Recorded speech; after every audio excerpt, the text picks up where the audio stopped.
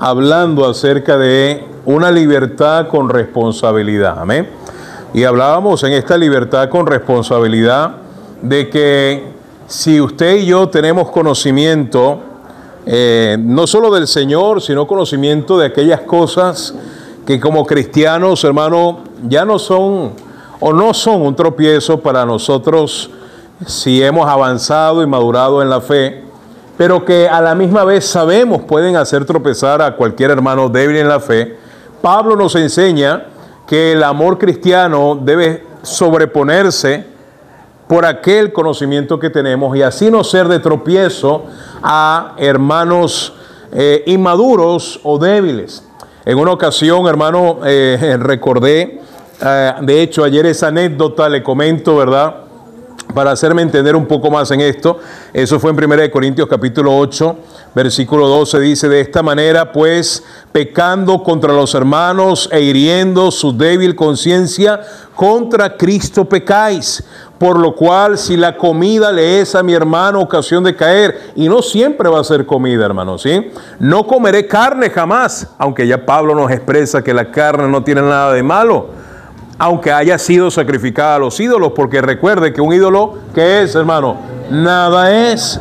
Pero si eso afecta la conciencia de mi hermano débil, dice Pablo, no comeré carne jamás para no poner tropiezo, es decir, no ser de obstáculo o no ser allí, ¿verdad?, de estorbo al crecimiento espiritual de mi hermano en Cristo. Y normalmente, hermano, uno espera que esto sea algo con lo que batallen los nuevos creyentes, amén o no. Uno espera que sea el recién convertido, el recién nacido, que viene con prejuicios, con ideas preconcebidas, a veces de la cultura, a veces de la sociedad, y a veces, o muchas veces, hermano, de malas enseñanzas recopiladas y arrastradas o provenientes de otros lugares, ¿verdad?, de un mundo religioso. Y ahí está Pablo diciendo, mira, por encima de lo que tú sabes, si realmente conoces al Señor, mi querido hermano, lo primero que debe manifestarse, lo que debe gobernar nuestra vida, es el amor cristiano. Y en el amor cristiano, el que ama no hace nada, ¿qué?, indebido, no hace algo para lastimar a su prójimo y mucho menos a su hermano en Cristo. Le comentaba que recordé una anécdota ayer pensando y meditando en esto con unos hermanos. Y en una ocasión en la iglesia donde su servidor creyó, creció, se entrenó, en aquel tiempo, ¿verdad?, estábamos solteros, creo que mi esposo y yo estábamos comprometidos. Ella ya se va a recordar de la escena. Y en ningún momento quiero hacer una sátira, ¿verdad?, de los que estaban ahí presentes, pero me hizo recordar de manera jocosa, hermano, porque le decía que si uno espera débil conciencia, uno espera tal vez una mente llena de prejuicios o predisposición, normalmente es de alguien que es recién convertido, nuevo en la fe. Pero uno no espera eso de alguien, uno no concibe eso de alguien o de gente que ya tiene tiempo en el Señor y mucho más ciertas responsabilidades o roles. Amén o no, no sé si está de acuerdo conmigo. Y en una ocasión en esta iglesia donde venimos nosotros, ¿verdad?, una buena iglesia, su servidor era asistente del pastor. No era el único, habían dos asistentes del pastor, pero mi esposo y yo estábamos en pleno compromiso, así como está el hermano José Gregorio y la hermana Isabel. Ya teníamos fecha, ya ella tenía anillo de compromiso en su dedo, ¿verdad? Ya yo no tenía dinero en mis bolsillos, ¿verdad? El anillo estaba ahí en su dedo, ¿sí? Y en una ocasión el pastor de aquel entonces, nuestra iglesia, nuestro pastor, está de viaje y como es costumbre, quienes se hacían cargo del servicio, del grueso y de lo más importante de la programación eran los líderes, los hermanos, entre esos estaba su servidor y otros hermanos también. Y el pastor nos encarga la tarea y la responsabilidad de recibir a una familia de misioneros, a un pastor que iba a predicar justamente en un domingo en particular, y estábamos encargados de recibirlos. El pastor iba a predicar, él visitaba la iglesia con su familia, y además de eso, como buenos hospedadores, y la Biblia enseña, pues al finalizar el servicio, ¿qué hacemos con los invitados, hermano? Los despachamos, los llevamos al terminal, le mostramos, mira, por esta calle sales de la ciudad, chao. No, hermano, eso no es bíblico. Es decir, no, los llevamos a comer. Y de hecho la iglesia, gracias al Señor, tenía buenas finanzas Y aquel entonces, le estoy hablando hace, yo creo, unos 15 años atrás, 14 años atrás, la iglesia la tesorería había dispuesto un fondo para sacar a comer a este pastor con su familia, a un restaurante y todo, ¿no? Un restaurante, recuerdo, de carnes. Y bueno, como su servidor no le gusta esas cosas, ¿verdad? Las carnes, ¿verdad? Pero no solamente estaba mi esposa, en aquel momento no lo era, estaba su servidor, pero también estaba el otro asistente del pastor que ya estaba recién casado, un pastor amigo también, el pastor Campos en Turmero. Éramos así, gracias hermano, y él sí ya estaba recién casado con su esposa. Quiere decir que era, como dicen vulgarmente los muchachos, un 3 para 3, ¿verdad? El pastor invitado, que por cierto es contemporáneo con nosotros y amigo también, y él era el predicador. Este pastor, que es el pastor en Turmero, para contar el chisme completo, ¿verdad?, estaba también a cargo, junto conmigo, de atenderlo y recibirlo. Muy bien, terminó el servicio, vamos al restaurante, y la anécdota es la siguiente.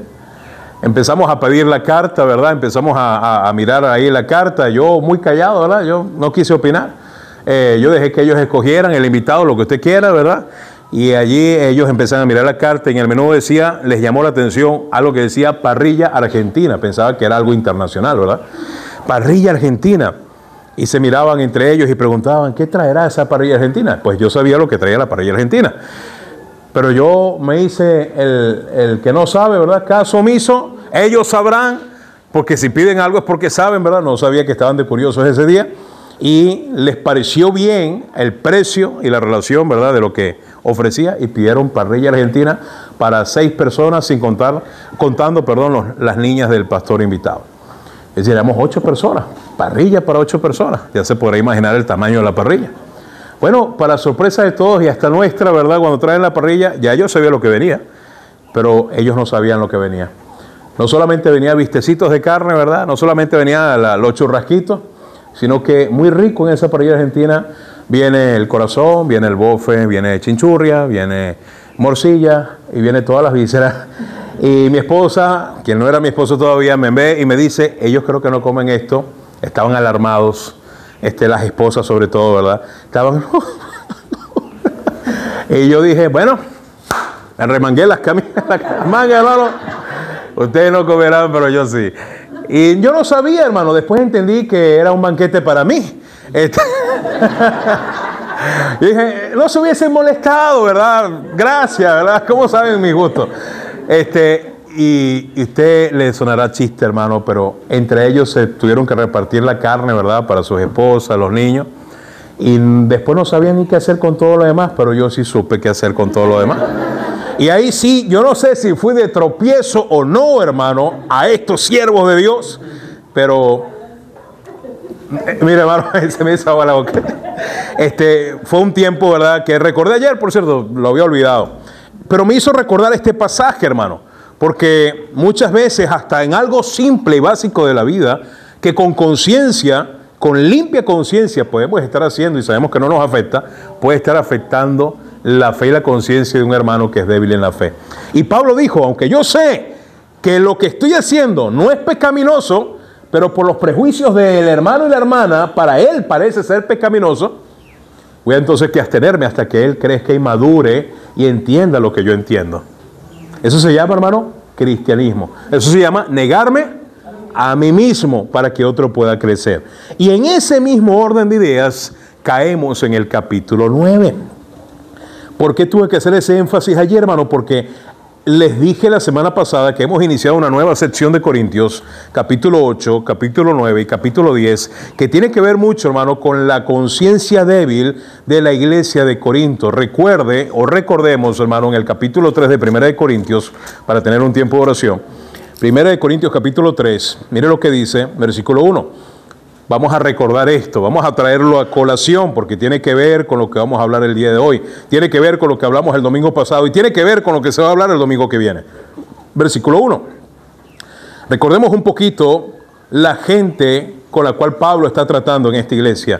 De manera que yo, hermanos, capítulo 3, versículo 1.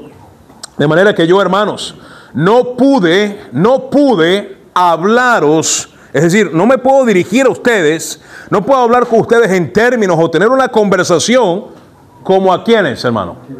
como espirituales. De hecho, en el capítulo 2, Pablo habla de cuáles son los temas que él conversa con los espirituales.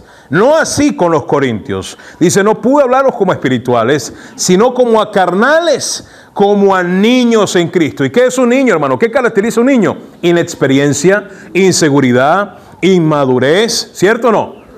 Irresponsabilidad. Un niño es susceptible, ¿amén o no? Usted mira feo a un niño y el niño,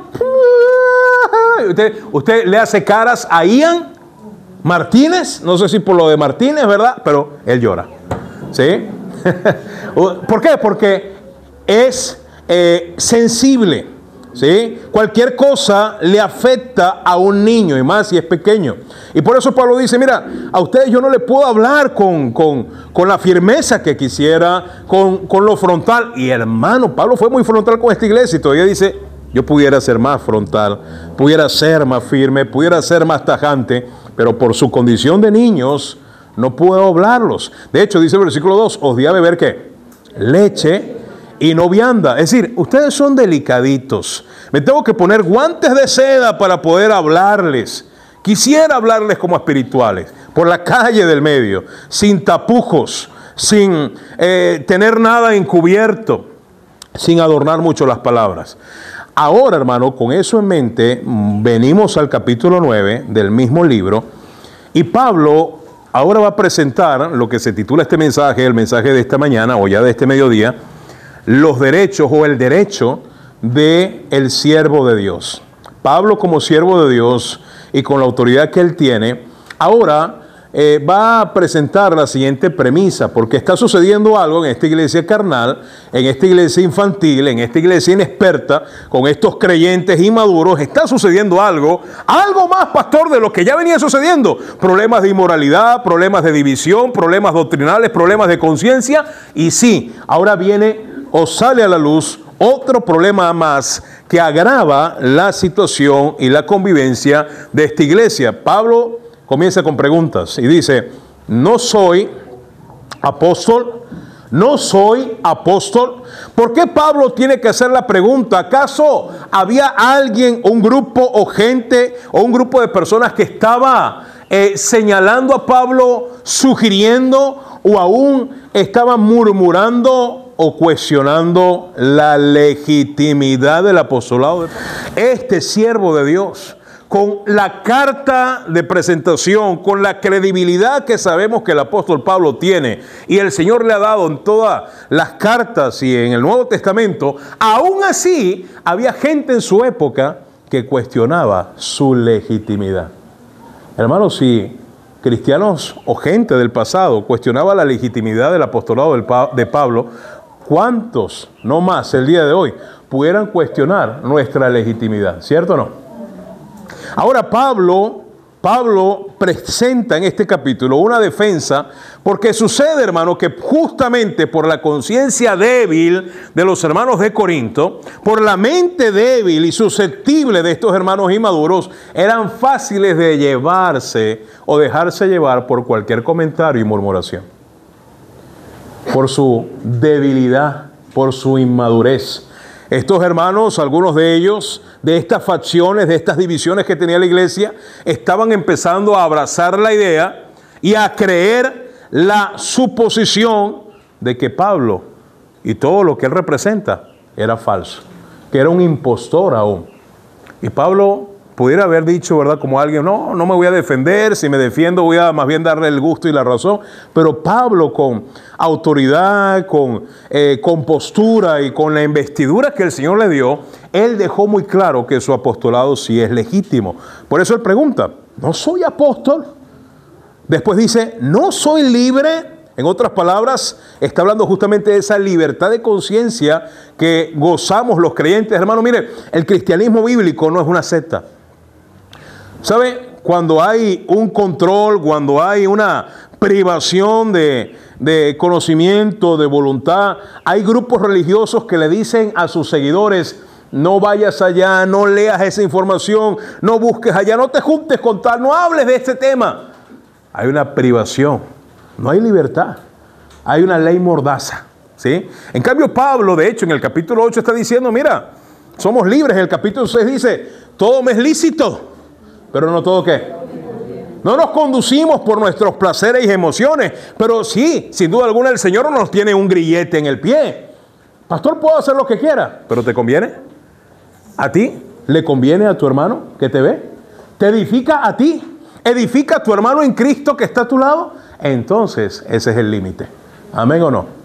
Y Pablo dice, aunque somos libres en Cristo, no somos libres para pecar deliberadamente. Es lo que está implícito en esta pregunta retórica, sino que somos libres del pecado para vivir para el Señor. Amén. No soy apóstol, no soy libre. Tercera pregunta. Y aquí cada vez él va manifestando cuál es el problema o uno de los problemas que en la iglesia de Corinto ahora se estaba suscitando. No he visto a Jesús, el Señor nuestro. ¿Por qué Pablo tiene que citar?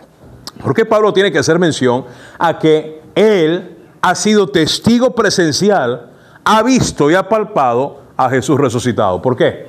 ¿Sabe por qué, hermano? Porque se está cuestionando, repito, la legitimidad del apostolado de Pablo. Y para los que no saben, uno de los requisitos sine qua non imprescindible para ser un apóstol legítimo de Cristo es haber visto, y no solamente haber visto y palpado a Jesús resucitado, a Jesús vivo, sino recibir enseñanza directa de Jesús, ser instruido por el Señor y ser comisionado por el Señor. Ningún hombre en la actualidad puede cumplir ese requisito. Por eso que se levanta alguien por allí y dice, el apóstol fulano, falso, mentiroso, impostor. ¿Cuándo caminaste con Cristo? ¿Cuándo aprendiste de Cristo? ¿Cuándo el Señor te comisionó? ¿Cuándo el Señor te envió? ¿Cuándo viste a Jesús bautizado, crucificado y resucitado? Pues no lo pudiste ver. Porque en esta generación ninguno de nosotros lo ha podido ver. Solamente 12 hombres y Pablo. Son los legítimos, ¿sí? Sí me doy a entender. Sin duda alguna, Pablo está diciendo, hey, aquellos que dicen que yo no soy apóstol, ¿quién les dijo a ustedes que yo no he tenido tiempo con el Señor? Es más, yo fui y estuve 3 años con el Señor. Vaya conmigo a Gálatas capítulo 1. Gálatas capítulo 1, hermano.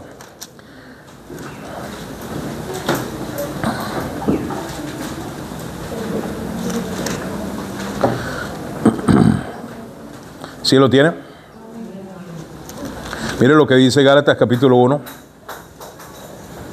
Mire lo que dice versículo, por ejemplo, versículo 17. Ni subí a Jerusalén a los que eran apóstoles, Pablo reconoce el apostolado de los 12. Ni subí a Jerusalén a los que eran apóstoles antes que yo, sino que fui ¿a dónde, hermano? ¿A dónde fue Pablo? Arabia, la misma Arabia de hoy. Sí, Arabia, esa zona, esa península arábiga. Allí. Fui a Arabia y volví de nuevo ¿a dónde, hermano? ¿Dónde creyó Pablo?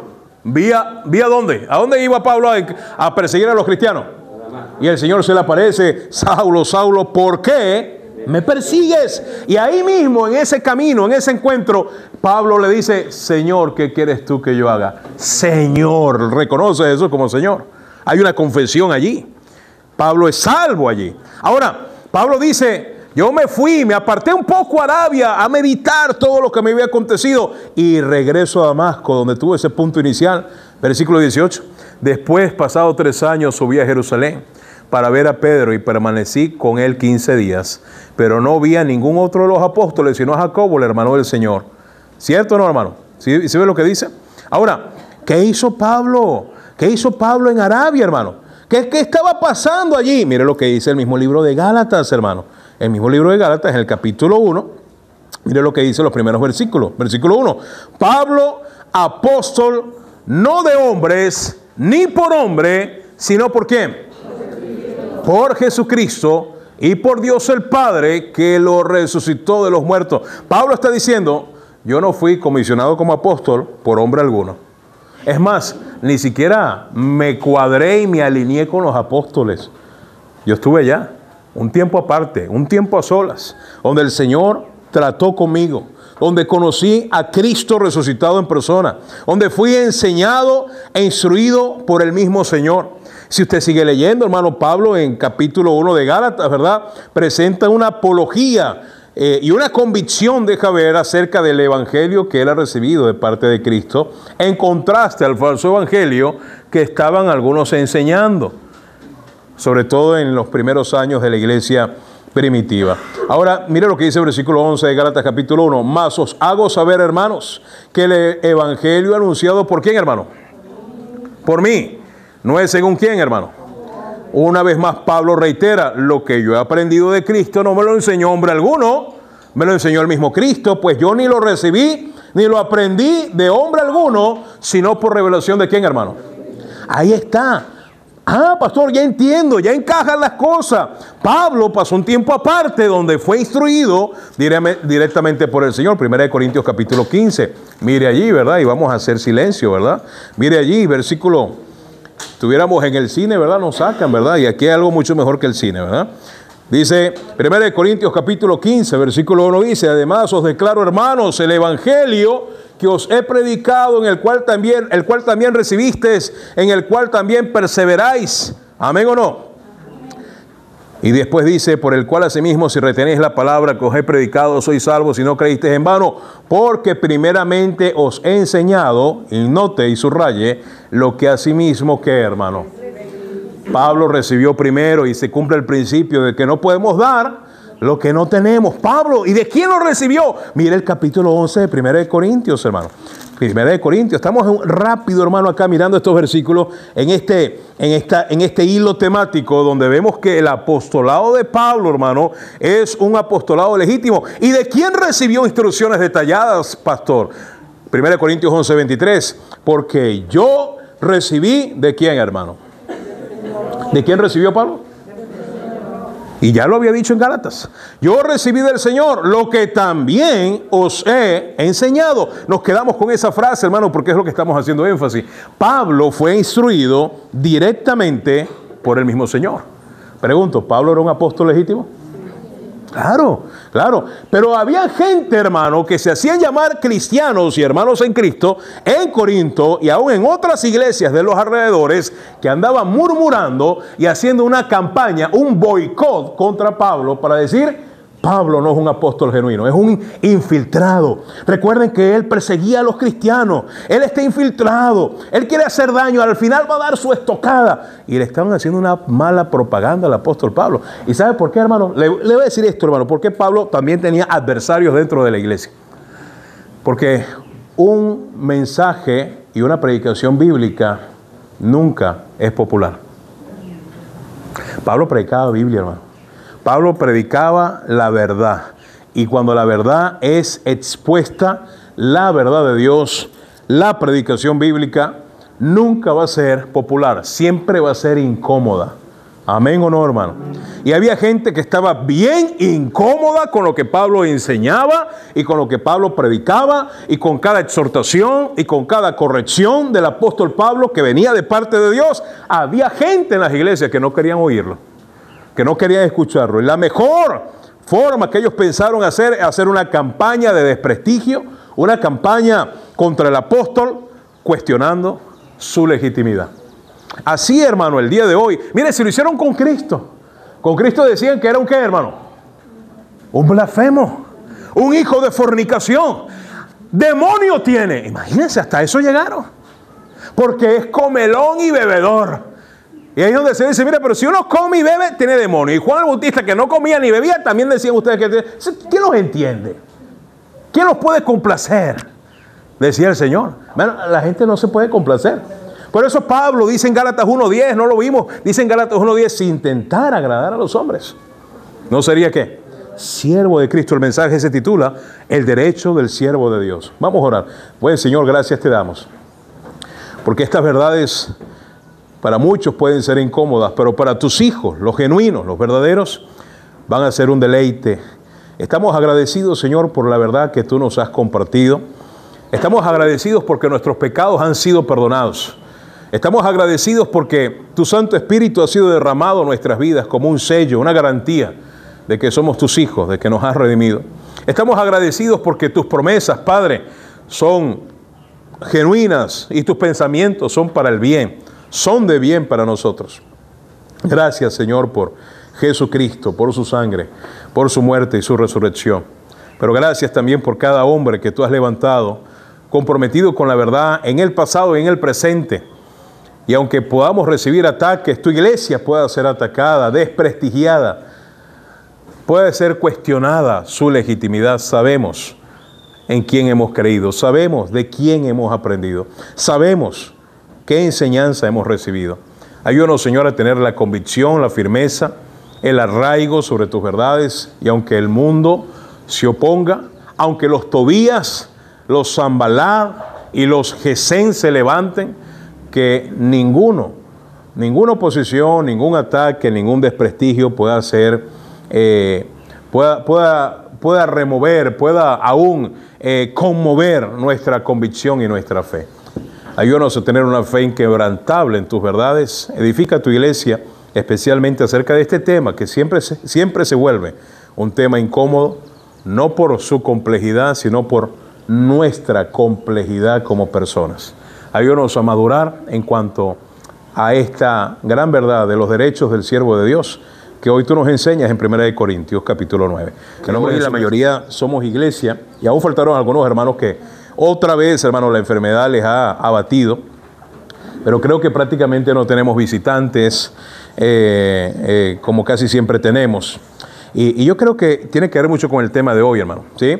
1 Corintios capítulo 9, hermano, es un pasaje que muchas veces nos saltamos o mucha gente tuerce a su conveniencia, pero cuando Pablo habla de la legitimidad de su apostolado, es porque va a defender un derecho, no solo de él, sino de todo siervo de Dios. Y ojo, hermano, de antemano me anticipo, y no para crear en usted una predisposición, pero el mensaje de hoy yo tampoco lo escogí, ¿sí?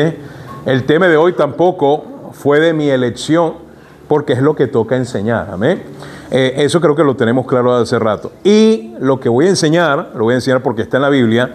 Y como dijo Pablo también en este capítulo, y lo vamos a ver, no porque me convenga o no me convenga a mí o a otros siervos de Dios que están al tiempo completo al servicio del Señor, sino porque es palabra de Dios y Dios quiere que su palabra la iglesia lo sepa. Los cristianos lo sepan la voluntad de Dios. Amén, hermanos, ¿estamos de acuerdo? No estamos de acuerdo. Dice allí, no soy apóstol, no soy libre. No he visto a Jesús el Señor nuestro. Un requisito para ser apóstol legítimo. No sois vosotros. Otro requisito, hermano, que evidencia y mire, legitimiza a alguien como siervo de Dios. Hermano, mucha gente dice, por ahí andan muchos diciendo que son pastores, que son misioneros, que son evangelistas. Y uno pregunta, en una ocasión me encontré a alguien que quería ser misionero a Venezuela. Y me dice, no, yo quiero ser misionero a Venezuela, y andaba diciendo a medio mundo que iba a venir a Venezuela. Y ¿sabe qué, hermano? Andaba recogiendo ofrendas en la iglesia, presentando un proyecto de que venía a Venezuela, y tenía ya 7 años en eso y nunca vino a Venezuela. ¿Cómo se llama eso? ¿Cómo se llama eso? Un estafador, un timador, un mercader. Y ¿sabe? Poco a poco mucha gente empezó a sacarle el cuerpo, fue señalado, y creo que hasta en el mundo anda, y no me extraña, hermano. Y así como personas como esta, hay muchos también. Y yo sé, hermano, muchas iglesias se lastiman el corazón y se vuelven ya susceptibles, predispuestas. No confían en que cualquiera sea realmente un legítimo siervo de Dios. Y cierran su corazón para dar cuando realmente hay que dar. Pero escúcheme, no es excusa.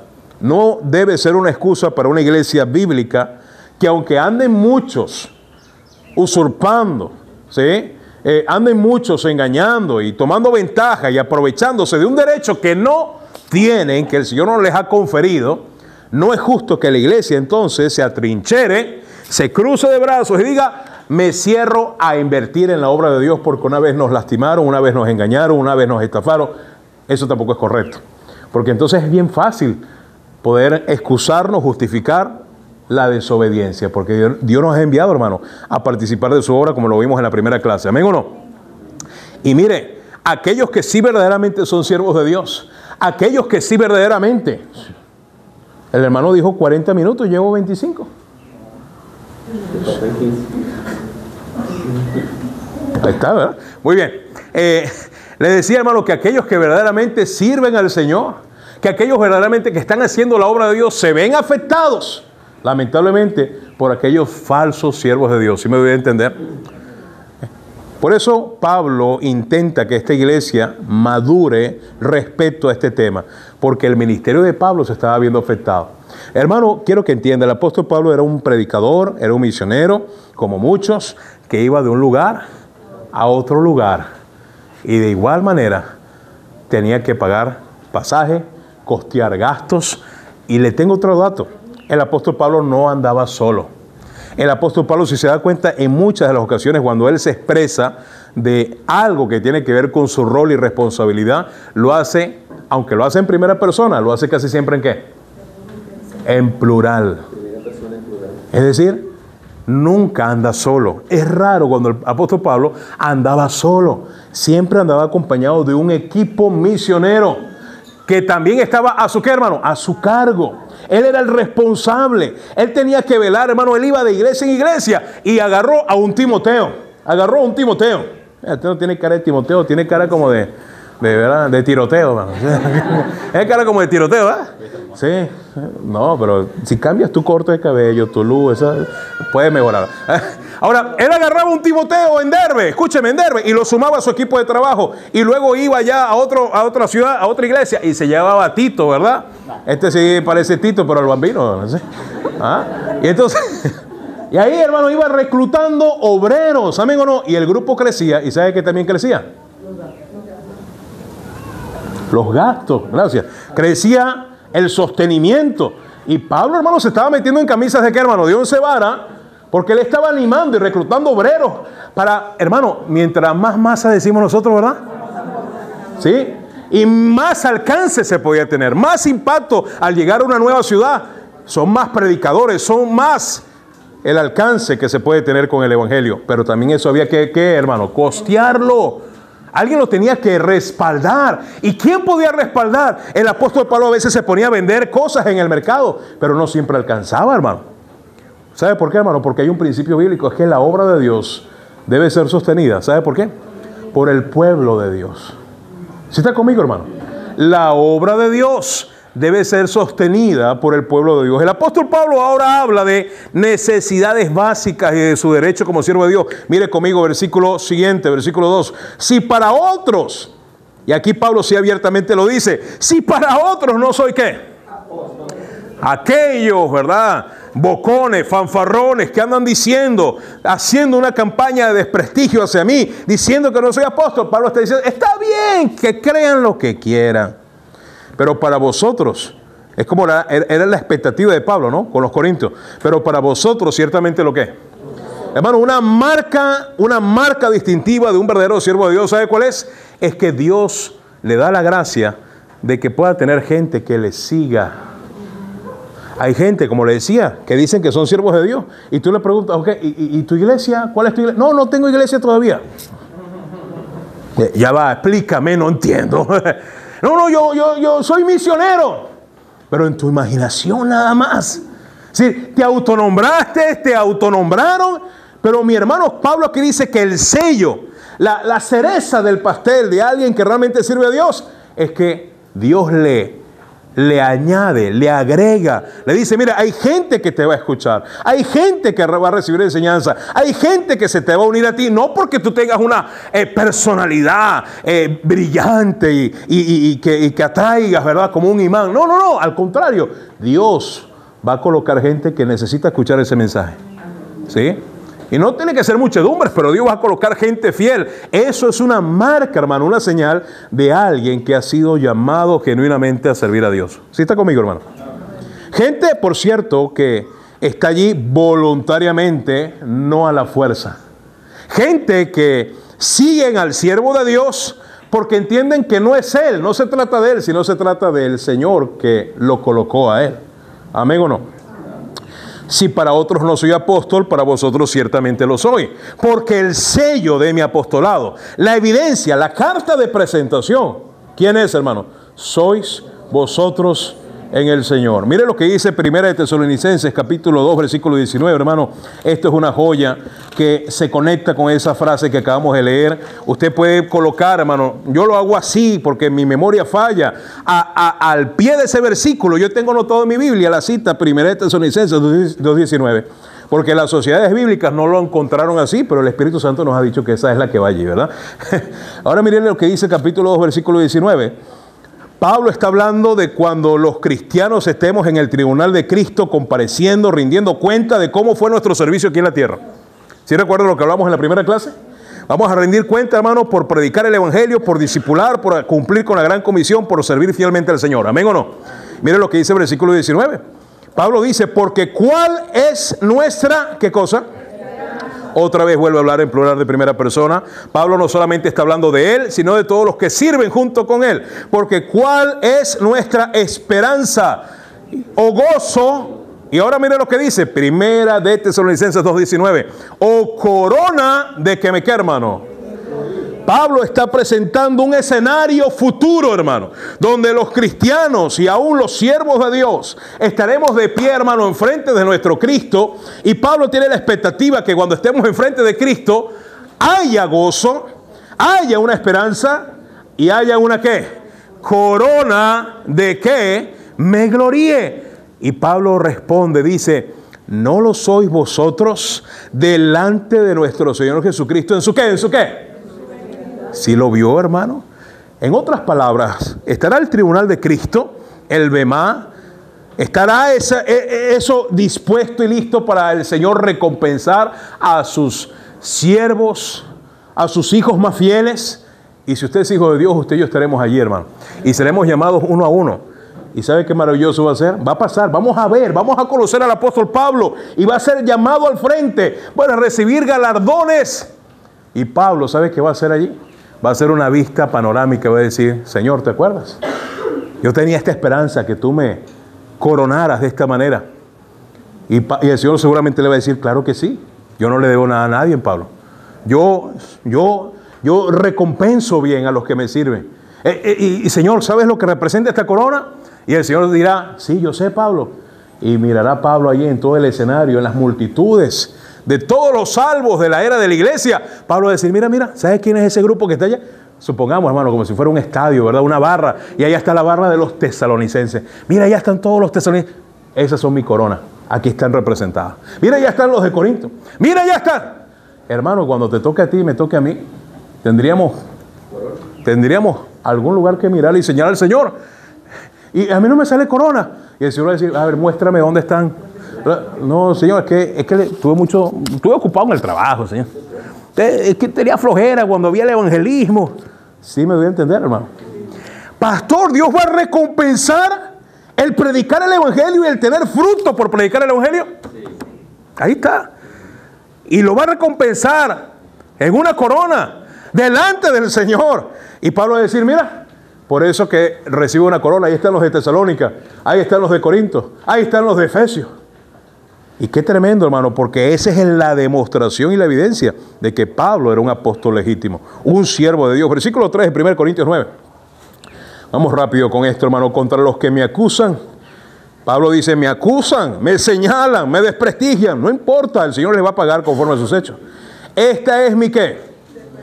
La palabra apología, esta es mi defensa, ¿sí? Le voy a demostrar evidencias de que yo sí soy un apóstol legítimo. Pero comienza hablando, hermano, de las necesidades básicas de todo siervo de Dios. ¿Y sabe qué? Las necesidades básicas de todo siervo de Dios son las necesidades básicas de todo miembro de la iglesia. ¿Sí está conmigo, hermano? Son las necesidades básicas de todo miembro de la iglesia. Y le explico algo, hermano. ¿Por qué Pablo tiene que hablar de esto? Repito, Pablo estaba dedicado por entero a la predicación del evangelio. Y cuando alguien está dedicado por entero a algo, no puede dedicarse a otra cosa. O se dedica a una cosa y la hace bien, o se dedica a otra cosa y la hace bien y aquella la deja de hacer. ¿Amén o no? Eso se entiende, ¿verdad? Es elemental.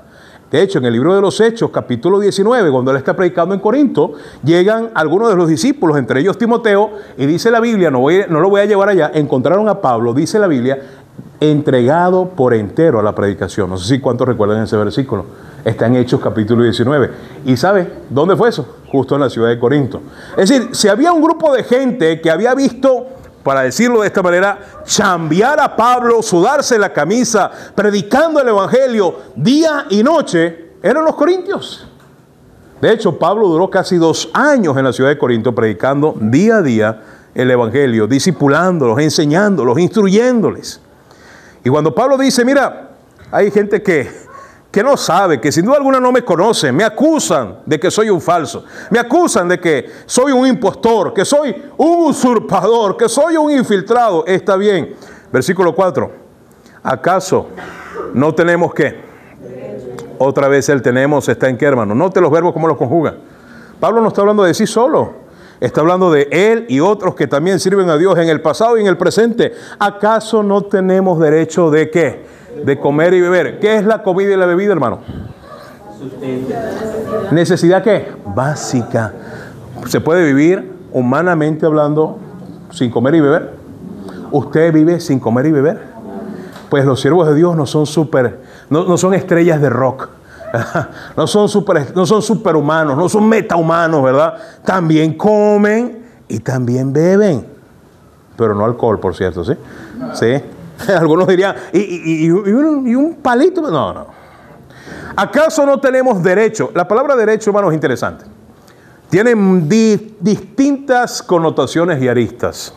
Pero el sentido que Pablo utiliza aquí, la palabra exousia, que es la palabra griega derecho, exousia, significa literalmente la autoridad, la potestad y la libertad que Pablo tiene de demandar algo por extensión, es decir, algo que Dios le ha conferido, valga la redundancia, por derecho. Es decir, Pablo con la investidura que tiene, y por eso es que el primero empieza a defender su investidura de apóstol, porque es la investidura apostólica, es el llamamiento genuino y legítimo que él ha recibido del Señor, y él en obediencia lo ha asumido, que le da el derecho de defender sus necesidades básicas ante la iglesia de Cristo. Y escúcheme, esto es un feedback. Pablo tiene derecho de demandarle a la iglesia, ustedes deben cuidar de mí.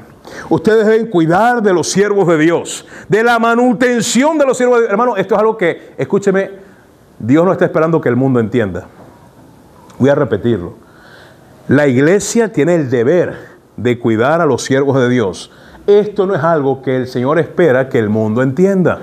El mundo lo entiende o lo ve de la siguiente manera: pastores vividores, que se roban los diezmos, que se llevan el dinero, ustedes son unos tontos que le dan dinero para que el gordito siga comiendo. Eso es lo que el mundo cree. Así lo ve el mundo, ¿amén o no? Que se pongan a trabajar porque creen que el ministerio que Pablo está defendiendo acá, creen que no es trabajo. Pero por eso le digo, Dios no está esperando, el Señor no está esperando que el mundo entienda estas verdades. Dios sí está esperando que la iglesia entienda estas verdades. Dios no está esperando que la iglesia piense como el mundo piensa. Eso sería incongruente. Porque entonces realmente la iglesia es iglesia o es mundo. ¿Está conmigo, hermano? Y por eso Pablo dice, mira, a ustedes que son iglesia, les hablo estas cosas. ¿Acaso? Es una pregunta retórica. Ella solo se responde, ¿acaso no tenemos? No solo yo, los apóstoles, los predicadores, los misioneros, los evangelistas, los pastores. ¿Acaso no tenemos derecho, el derecho adquirido por ser llamados de Dios, servir a Dios, de comer y beber? Y la respuesta sería, sí tienen derecho. ¿Amén o no? ¿Usted qué cree? ¿No tienen derecho? Sí tienen derecho. Exacto. Esa es la palabra. Correcto, hermano. Versículo 5. Y continúa con las necesidades básicas. No tenemos derecho. Mire, aquí Pablo como que va cada escena le va subiendo la carga, ¿no? La carga de manutención, hermano. Está hablando de cosas prácticas, está hablando de finanzas, está hablando de comida, de sustento. Dice, no tenemos derecho de traer con nosotros a una, ¿qué, hermano? A una esposa, una hermana por esposa, como también los otros apóstoles. Y pone ejemplo, como los hermanos del Señor que también están sirviendo, entre ellos Jacobo, que escribió un libro, Santiago, Judas escribió un libro, y Cefas, ¿quién es Cefas? Pedro estaba casado, porque el Señor le sanó a la suegra, ¿verdad? El único milagro que Pedro no le agradeció. Pero, echando broma. Es porque se riera, hermano, estaba como tenso, ¿verdad? Ahí tiene esposa, tiene suegra, pero no tiene esposa, ¿no? Por ahí. Bueno, qué loco. Ah, bueno. Esos son los que se visten de madre, pero llaman padre, ¿verdad? Ahora, miren lo que dice acá. Pablo dice, no tenemos derecho de tener una esposa. Hermano, y si un siervo de Dios tiene una esposa, ¿qué también tiene? Y eso se representa ¿en qué, hermano? Más boca, más carga, más necesidad, más comida, más bebida, más vestido, más calzado. Y si él está dedicado por entero a la palabra de Dios, no puede irse a meterse en una empresa y a cumplir un horario de empresa, porque entonces van a decir, ay, mira, el pastor no tiene tiempo para mí, le dije que me visitara, tengo un problema familiar y no tiene tiempo para aconsejarme, pero tú no querías que trabajara en la calle. ¿Para qué lo mandaste a trabajar? Entonces te quedaste sin pastor. Y si no hay pastor, ¿quién pastorea la iglesia? Ay, no, el pastor ahora, mira, le bajó la calidad de los mensajes. ¿Qué mensaje tan superficial? ¿Qué mensaje tan chimbo? Seguro que lo sacó de internet de sermones.com. ¿En serio, hermano? ¿Y sabe por qué? Porque ahora no le da el tiempo de prepararse en un tiempo de calidad de la palabra de Dios, porque ahora tiene que chambear en la calle para llevar sustento a su familia. Porque usted no cuida del siervo de Dios. Si está conmigo, hermano. Le dije que el mensaje es lo que toca hoy, pero un mensaje que la gente lo cuestiona porque son inmaduros como los corintios. Son débiles de pensamiento y de conciencia. Y Pablo le dice, hermano, Pablo realmente se va por las ramas al principio, ¿verdad? Con mucho tacto y los empieza a pelar como cebolla con estas preguntas. No tenemos derecho a tener una esposa y una familia. Y después dice, versículo 6, o solo yo y Bernabé. Y aquí es algo revelador porque Bernabé entonces estaba en la misma condición de Pablo. ¿Cómo estaba Pablo? Solito. Sin quien le calentara las cobijas, hermano. ¿Sí está conmigo, hermano? Pablo no tenía costillas. Bueno, usted sabe qué tipo de costillas. Pero pastor no sabía que Bernabé también. Bernabé tampoco. Por eso Pablo ahora es específico y dice, o solo yo y Bernabé no tenemos derecho de no qué.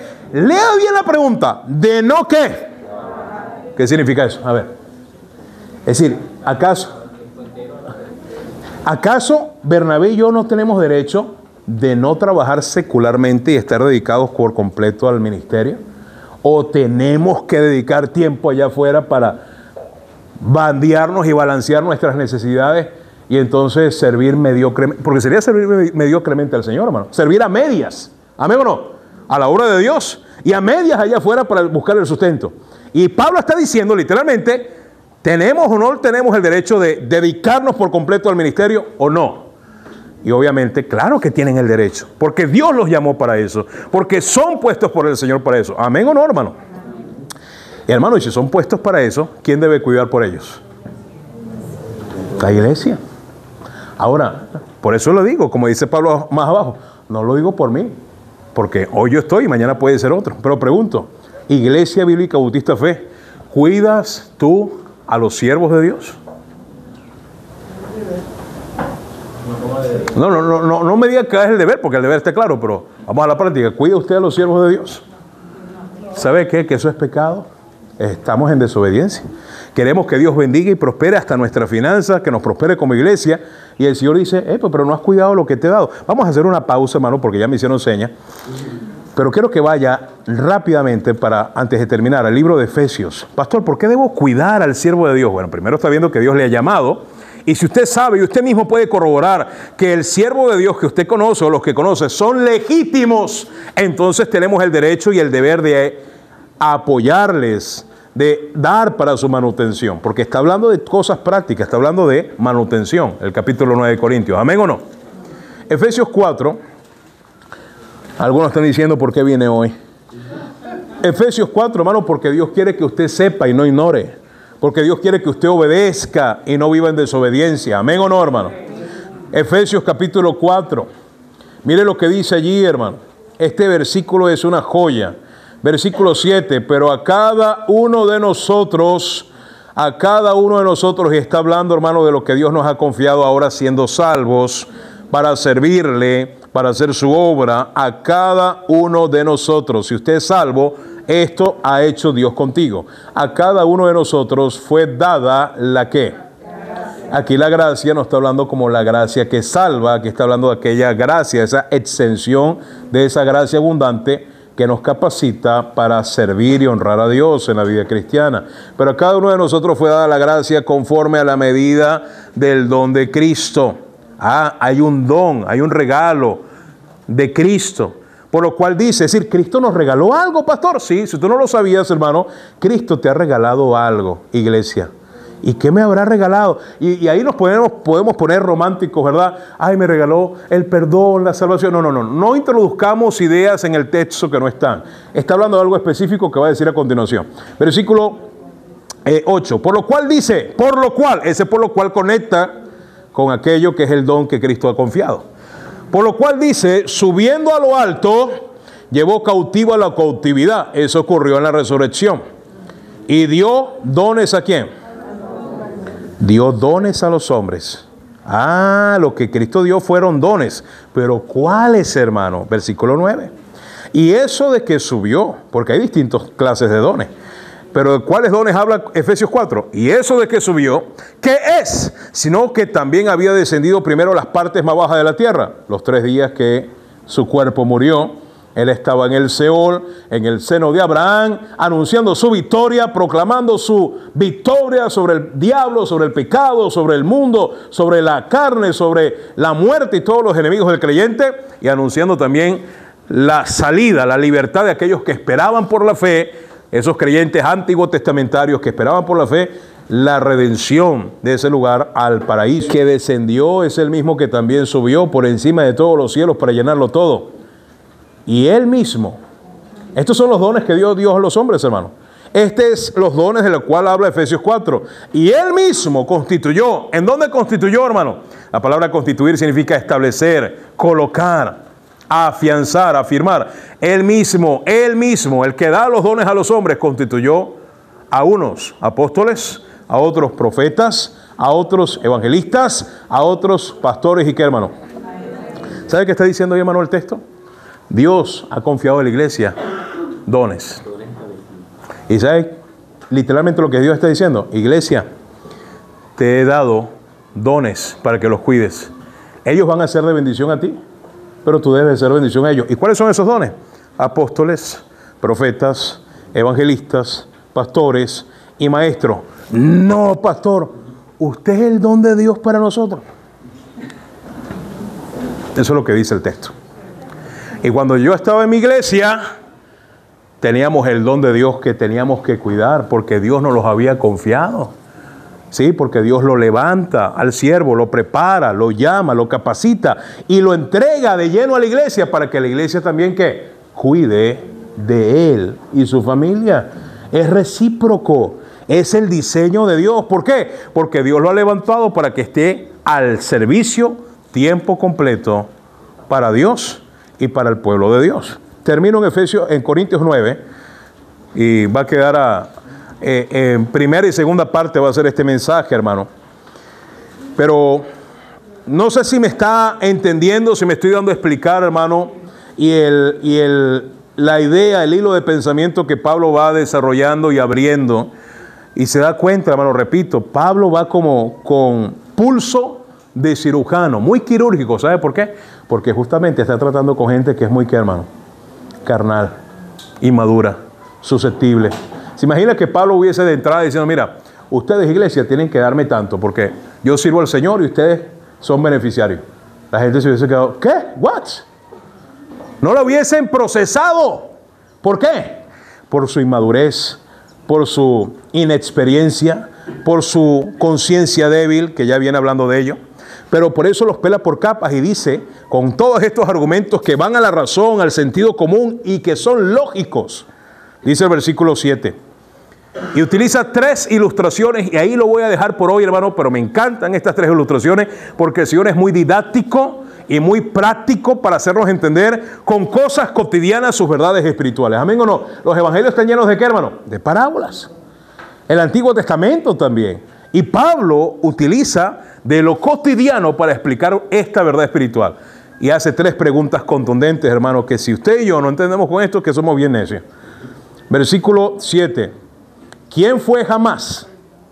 ¿Quién fue jamás Otras traducciones dicen, ¿quién ha sido jamás soldado militar, a sus propias, ¿qué, hermano?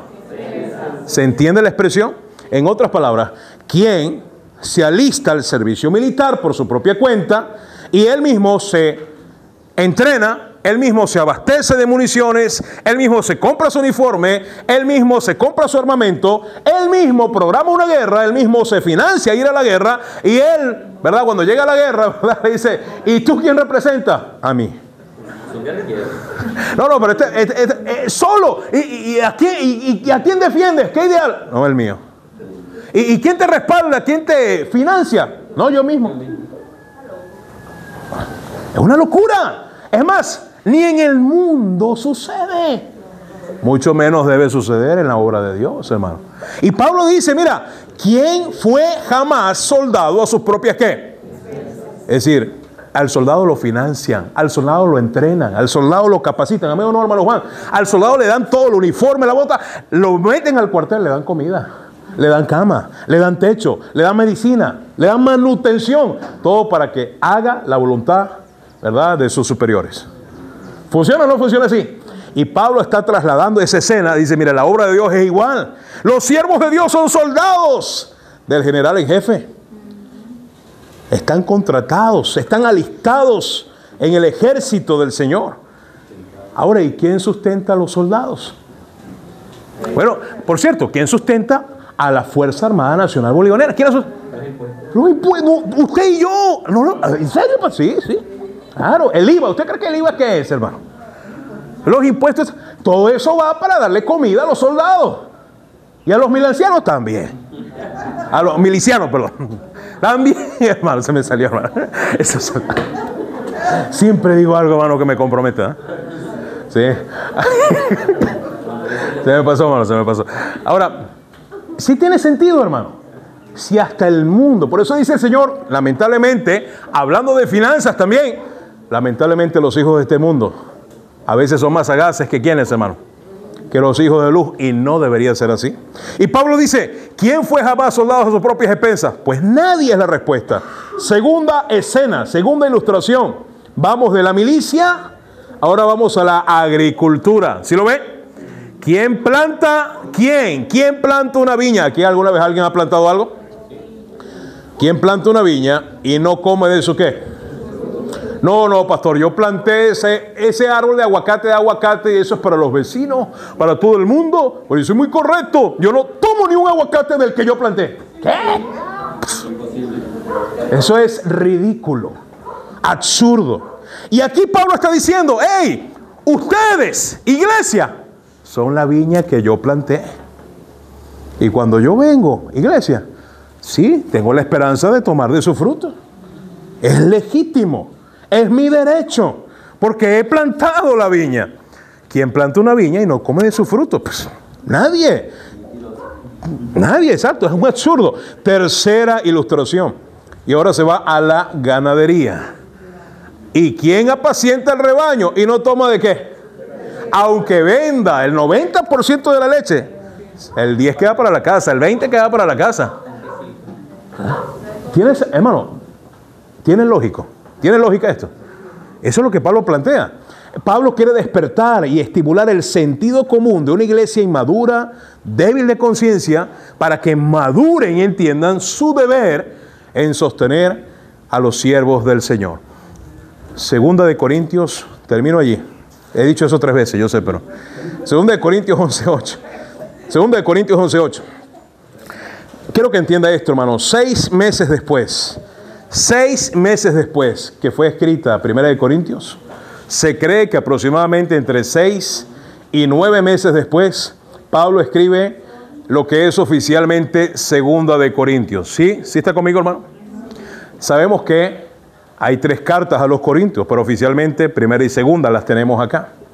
Y en Segunda de Corintios, mire, hermano, el tono con quien Pablo... Como Pablo habla a esta iglesia, y vamos a ver una notable diferencia en respecto al capítulo 9 de 1 Corintios. Usted acaba de ver, hermano, que en 1 Corintios capítulo 9 Pablo va con mucho tacto, ¿verdad? Va capa por capa, va centímetro a centímetro, milímetro a milímetro. Pero miren, en 2 Corintios capítulo 11, lo que dice, por ejemplo, versículo 6. Pues aunque sea que, hermano, Pablo, otras versiones dice rudo. Aunque sea tosco en palabra, no lo soy en el conocimiento. Y cualquiera que lo lea así de entrada dice que presumido este varón. No, pero Pablo está hablando con esa legitimidad y autoridad que tiene que, como que, hermano, como siervo de Dios. Dice, pues aunque sea tosco en palabra, no lo soy en el conocimiento. En todo y por todo os lo hemos demostrado. Otra vez en plural. Versículo 7. Pequé yo humillándome a mí mismo para que vosotros fueseis enaltecidos por cuanto os he predicado el evangelio de Dios. ¿De qué, hermano? De balde, es decir, ¿he predicado en vano? ¿He predicado una mentira o no les he predicado la verdad? Versículo 8, hermano. Agárrese ahí. Mira lo que dice el 8, hermano. Leamos todos juntos. Fuerte, hermano.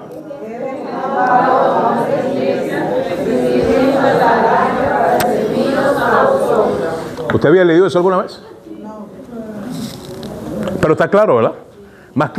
Hermano, el versículo 8 del capítulo 11 de 2 Corintios resume todo el capítulo 9 de 1 Corintios. Lo que dijo en todo un capítulo en la primera carta, ahorita lo dice en un solo versículo y se los escupió así en la cara. Ahora dice, lo que nos demuestra acá es que ya no te va a hablar con palabras acomodadas como en la primera carta.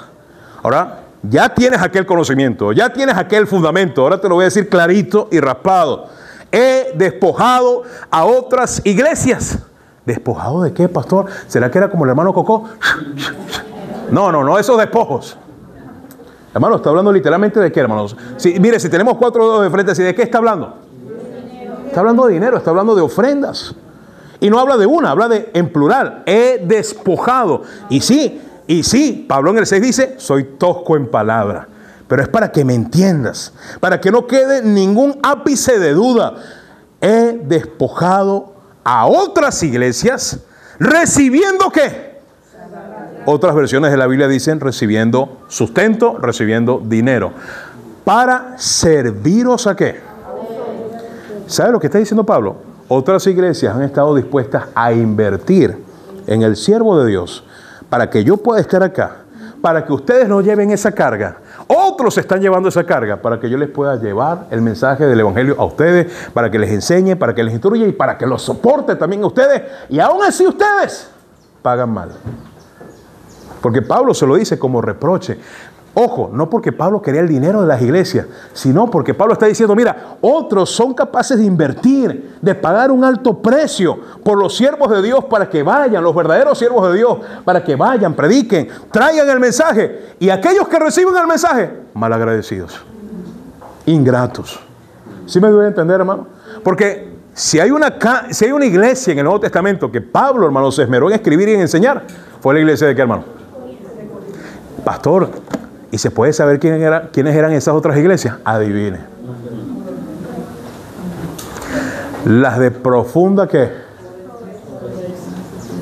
Léase Filipenses 4, hermano. Pablo le dice, ustedes, iglesia de Filipo, de Macedonia, desde el principio de la predicación del evangelio, han participado conmigo en este ministerio de dar y de recibir. El Señor les bendiga, el Señor les supla, les multiplique, les prospere. Y Pablo se llenaba de bendiciones y de elogios a estos cristianos de Macedonia, porque ellos hacían la voluntad de Dios, hermano. Y han quedado grabados por la posteridad como iglesias ejemplares. Pero la iglesia de Corinto, hermano, es una iglesia con la cual los siervos de Dios batallaban. Esperamos no ser como los corintios, amén o no, hermano, sino como los macedonios. Y mire, apenas rasgamos la superficie del capítulo 9. Pastor, entonces, como iglesia tenemos el deber, y los siervos de Dios el derecho. Mire, ambas cosas. Ustedes el deber y los siervos de Dios el derecho. Legítimo de ser sostenidos, si son verdaderamente siervos de Dios, claro. Pero la iglesia tiene el deber de sostener a los siervos de Dios para que ellos estén completamente dedicados a la palabra de Dios. Dedicados. ¿Cuántos recuerdan, hermano, al conflicto que hubo en la primera iglesia? ¿Sabe cuál es la primera iglesia? La iglesia de Jerusalén. ¿Sí? Que repartía comida a las viudas de la iglesia. Y hubo un conflicto, ¿verdad? De dimes y diretes, que le da más a la mía, que le da menos a aquella, ¿verdad? ¿Y qué hicieron los apóstoles, que eran los pastores de la iglesia? designaron a unos obreros encargados de eso. ¿Y qué dijo Pedro? Mira, nosotros, no porque no podamos, no porque no queramos, pero si nos dedicamos, y eso que era algo dentro de la misma iglesia, si nosotros, los apóstoles, los predicadores, los consejeros, los que estamos ayudándote espiritualmente, dejamos de hacer eso y nos dedicamos a darle comida a comida, a hermana, y servir a las mesas, entonces estamos descuidando lo más importante, el ministerio, así le dijo Pedro, el ministerio de la oración y la palabra. ¿Sabe por qué? Porque el ministerio de la oración y la palabra es el trabajo del pastor. Pablo le dijo a Timoteo, entre tanto que voy, ocúpate en la lectura, la exhortación y la enseñanza. El término ocuparse en griego es el mismo que se utiliza de trabajo. Le dijo, trabaja en orar, trabaja en leer, trabaja en exhortar, trabaja en predicar, dedícate a tiempo completo. Ese es tu ministerio. A otro, al pastor de la iglesia de Colosas, Aristarco, le dice, en el último capítulo de los Colosenses, le dice, Aristarco, cumple tu ministerio. Y hermano, de eso se trata. Si Dios llama a alguien al ministerio, debe dedicarse al ministerio. Y la iglesia debe entender que debe ser de apoyo al siervo de Dios, cuidando del siervo de Dios, para que el siervo de Dios se ocupe a lo que Dios le llamó. Y todos se benefician. La iglesia se beneficia espiritualmente. Y el siervo de Dios puede estar tranquilo, ¿verdad? Y decir, oye, mira, me llegó el alquiler, me llegó el último, tengo que pagar aquello. Bueno, hermanos, este fin de semana, predica el hermano Hernán. ¿Y por qué predicaría el hermano Hernán? Por ejemplo, porque el pastor esta semana no se dedicó como se dedica. Porque tuvo que taxiar y conseguir plata en la calle, o tuvo que vender, qué sé yo, el alma en la calle. ¿Sí? Eso pasa, hermano. Se nos fue para Cagua y ahí le están pagando todo, se van por ahí. O, no, el pastor lo invitaron a predicar a otra iglesia, mira, y otra iglesia, él va a despojar a otra iglesia para volver acá y servirles a ustedes. ¿Sí me voy a entender, hermano? Suena chiste, hermano, pero así pasa. Y ¿sabe qué? No debería ser que otras iglesias tengan un mayor compromiso y madurez y estén dispuestas a invertir para que usted tenga al siervo de Dios enseñándole la palabra de Dios. No es justo, por ejemplo, que la iglesia del sombrero no cubra las necesidades básicas de su pastor y el pastor entonces tengamos que invitarlo. Pastor, ¿cómo está?